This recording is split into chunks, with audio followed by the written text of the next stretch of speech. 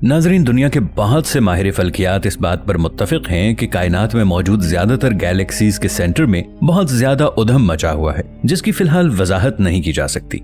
फल्कियाती जबान में इस उधम को एक्टिव गैलेक्टिक न्यूक्लियस कहा जाता है। जमीन से 47 मिलियन नूरी साल के फासले पर M77 गैलेक्सी है। इस गैलेक्सी के सेंटर में जो ब्लैक होल है, वहां शदीद इंटरगैलेक्टिक जंग के सबूत मिलते हैं। इसकी सबसे बड़ी वजह वहां पर एक्टिव गैलेक्टिक न्यूक्लियस का लेवल बहुत ज्यादा है। ये शायद वही जगह है जिधर से याजूज माजूज दोबारा हमारी कायनात में दाखिल होने की कोशिश कर रहे हैं। इब्राहिमी मज़ाहिब की मैथोलॉजीज में इस बात का जिक्र मिलता है कि इंसानों की आमद से कई साल पहले जिन्नात और फरिश्तों की जंग हुई थी। याद रहे कि जंग हमेशा किसी इलाके पर कब्जे के लिए होती है। फरिश्तों और जिन्नात की ये जंग इंटरडायमेंशनल जंग थी। ऐसी ही मिलती जुलती जंग का जिक्र हिंदू मजहब में भी मिलता है। हिंदू मजहब में जिस जंग का जिक्र मिलता है, इस जंग के नतीजे में जमीन पर 4 नहरें बहने लगी थी। ये नहरें आसमान से आती हैं और जमीन पर बहती हैं।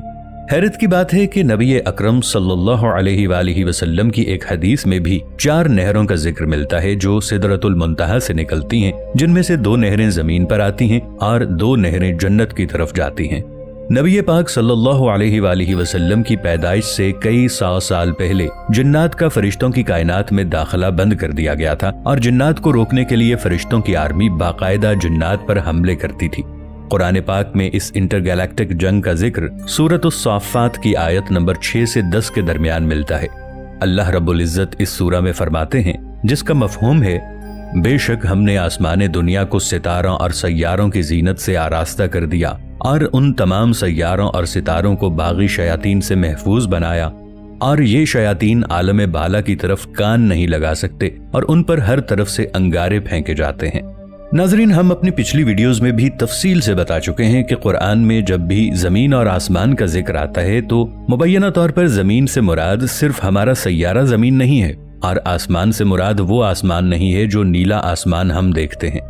कुरान में अर्द से मुराद इस कायनात के तमाम सैयारे और आसमान से मुराद दूसरी दुनियाओं का जिक्र है। साइंसी ज़बान में इन दूसरी दुनियाओं को पैरेलल यूनिवर्स कहा जाता है। फरिश्तों और जिन्नात की ये जंग जिसका जिक्र कुरान में किया जा रहा है, ये जंग अपनी नौइयत में वाज़ेह तौर पर इंटरडायमेंशनल जंग है, क्योंकि जिन्नात का ताल्लुक एक दुनिया से है और फरिश्तों का ताल्लुक किसी दूसरी दुनिया से। अब दोबारा इस आयत पर गौर करें। अल्लाह ताला इस आयत में फरमा रहे हैं कि तमाम सैयारों और सितारों को बागी शयातीन से महफूज किया, और फिर अगली आयत में ये भी बताया कि इन शयातीन पर आग के गोले फेंके जाते हैं।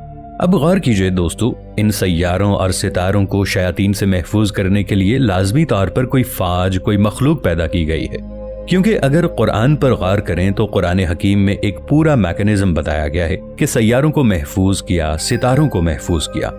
दोस्तों, जैसे हम किसी घर या बिल्डिंग की सिक्योरिटी के लिए चौकीदार खड़ा करते हैं, ये चौकीदार पहरा देता है, और जब कोई इस बिल्डिंग में गैर कानूनी तौर पर दाखिल होने की कोशिश करता है तो चौकीदार उसको रोकने के लिए ताकत का इस्तेमाल करता है।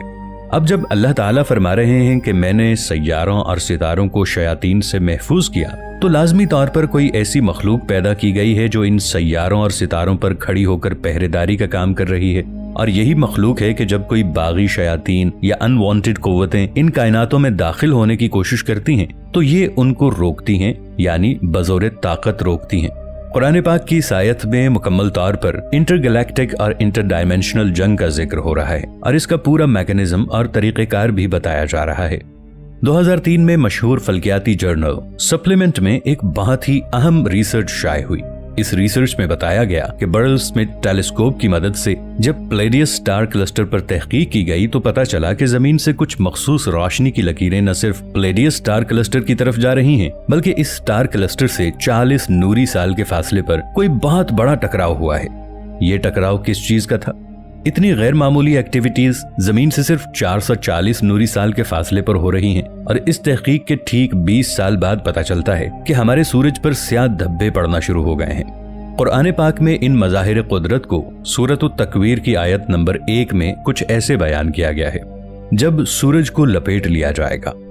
क्या यह मुमकिन नहीं है कि कोई खलाई मखलूक हमारे सूरज की एनर्जी को अपने जंगी मकासद के लिए इस्तेमाल कर रही हो? सवाल यह है कि हमारी कायनात में फिलहाल ऐसी कौन सी मखलूकात हैं जो हालत जंग में हैं? प्लेडियस स्टार क्लस्टर में जो मखलूक पाई जाती है वो टेक्नोलॉजी के लिहाज से इंसानों से बहुत आगे है। यूनानी मैथोलॉजी के मुताबिक आसमानी दुनिया में एटलस नामी देवता को एक इंटरगैलेक्टिक जंग में शिकस्त के बाद सजा सुनाई गई कि वो तमाम तर मादी और रूहानी दुनियाओं का निजाम ऐसे चलाएगा कि कोई भी दुनिया में आपस में मिलने ना पाए, यानी हर दुनिया की दूसरी दीगर दुनियाओं से अलहदगी यकीनी रहे। कदीम यूनानी कहानियों के मुताबिक प्लेडियस स्टार क्लस्टर के किसी सैयारे पर एटलस की 7 बेटियों को छुपा दिया गया था ताकि उन्हें कोई नुकसान न पहुंचा सके।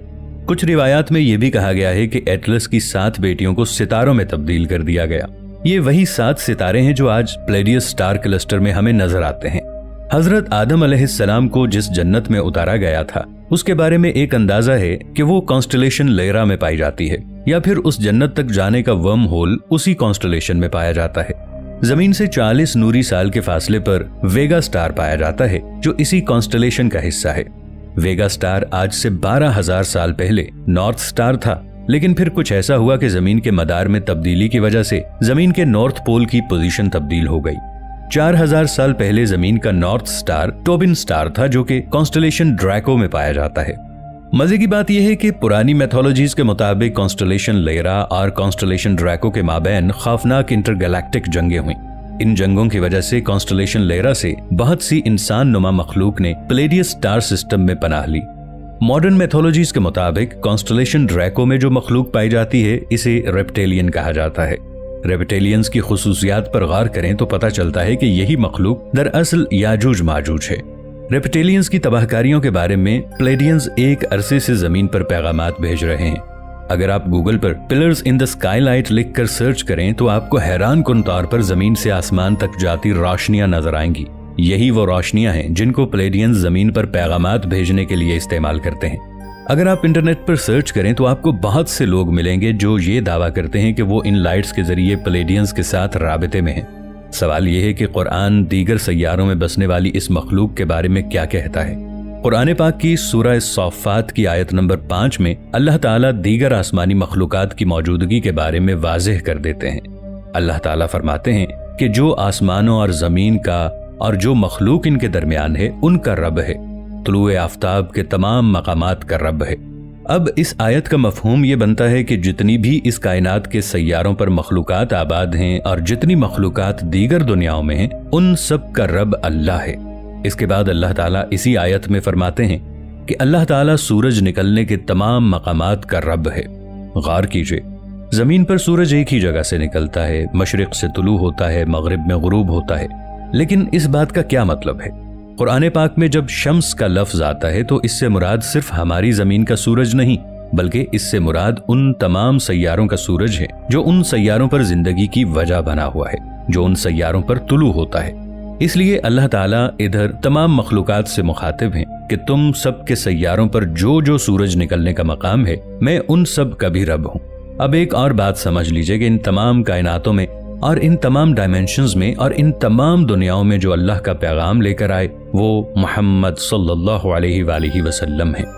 इस बात को अल्लाह ताला ने सूरतुल अंबिया में कुछ ऐसे बयान किया। अल्लाह ताला ने फरमाया कि हमने आपको तमाम जहानों के लिए रहमत बनाकर भेजा।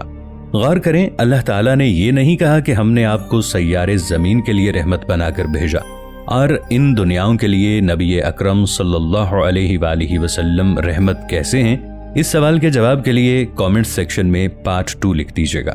वीडियो अच्छी लगी हो तो इसे लाइक और शेयर जरूर कीजिएगा। मिलेंगे एक नई वीडियो के साथ, तब तक के लिए अल्लाह निगहबान।